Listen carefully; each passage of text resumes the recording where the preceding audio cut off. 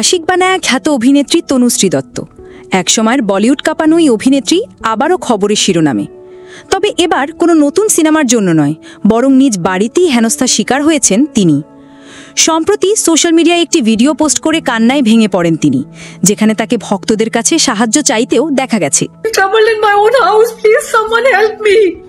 ভিডিওতে কাঁদতে কাঁদতে তনুশ্রী বলছেন, নিজের বাড়িতেই আমি নির্যাতিত, প্রতিনিয়ত হেনস্থার শিকার হচ্ছি, হতাশায় ভুগছি, বাধ্য হয়ে পুলিশে ফোন করেছি, থানায় গিয়ে লিখিত অভিযোগ দায়ের করতে বলা হয়েছে।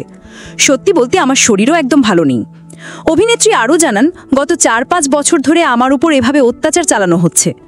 আমি কোনো কাজ ঠিকমতো করতে পারছি না, গোটা বাড়ি সম্পূর্ণ থচনচ হয়ে পড়ে রয়েছে।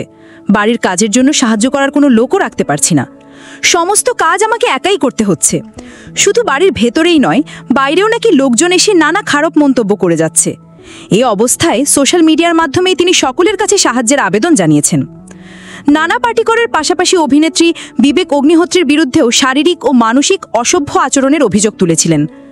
যদিও তিনি 2008 সালে প্রথমবার সিনে অ্যান্ড টিভি আর্টিস্ট অ্যাসোসিয়েশনের কাছে অভিযোগ করেন, কিন্তু সেটি ফৌজদারি মামলা হওয়ায় কোনো পদক্ষেপ নেওয়া হয়নি।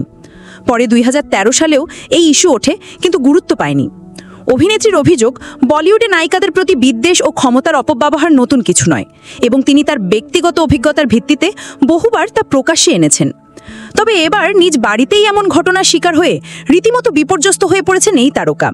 তবে ঠিক কী কারণে তার ওপর এই হেনস্থা চালানো হচ্ছে সে বিষয়ে বিস্তারিত কিছুই জানাননি অভিনেত্রী।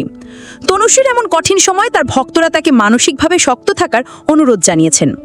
কর্মজীবনে আশিক বানায়া আপনে, গুড বয় ব্যাড বয়ের মতো সিনেমাতে ইমরান হাশমির বিপরীতে অভিনয় করে দর্শক হৃদয়ে জায়গা করে নিয়েছিলেন তিনি।